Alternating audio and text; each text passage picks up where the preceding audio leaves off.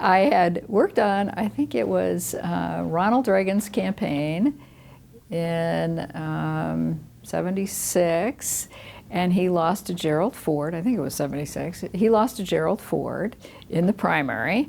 And then I worked very hard for Gerald Ford, and he, of course, lost to Jimmy Carter. And I was pretty, down in the dumps because I had really spent a lot of time on those campaigns. And my husband said to me, well, you ought to run yourself because then you'd have a candidate you could count on. And so, it's like I said, he ruled the day after that. But I talked to my mother about it, and I said, well, maybe I'll run for county commissioner or something. And she said, oh no, you don't want to run for that because that's all about land use and you have no interest or experience in that. You really ought to run for state treasurer. Start right at the top on a statewide race. And so I thought about it because my background was accounting and bookkeeping. And so it was like a logical step. And Mike Marabelli was the treasurer at the time, and he is a very nice guy. He's a very handsome guy. Had a record store here in Reno and used to go in there and shop. And he was a county commissioner from here when he got elected state treasurer.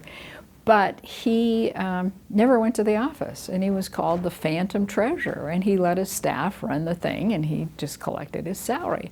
So there was it was a good choice to run against him. So in 1978, so it couldn't have been 78 in the presidential thing, must have been 76. Anyway, 78, I ran for state treasurer, and when I announced, Mike just went crazy, and the Democratic Party thought, well, we got to take him out in the primary because she's going to beat him and we're going to lose the seat. And so they recruited Stan Colton, who was the registrar of voters in Clark County, and he got in the last day of filing, which was in those days July 21st. It was much shorter campaigns in those days, much less painful for everybody.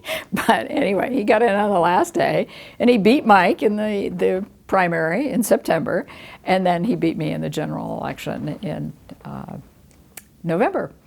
So that was my first start, and then of course 2 years later, I ran for the Assembly. The Republican Party recruited me to run, and I won, and I served, I represented Southwest Reno, and I served a term, and then Stan Colton decided to run for governor. So I had to decide whether I was going to run for re-election to the Assembly or run for state treasurer.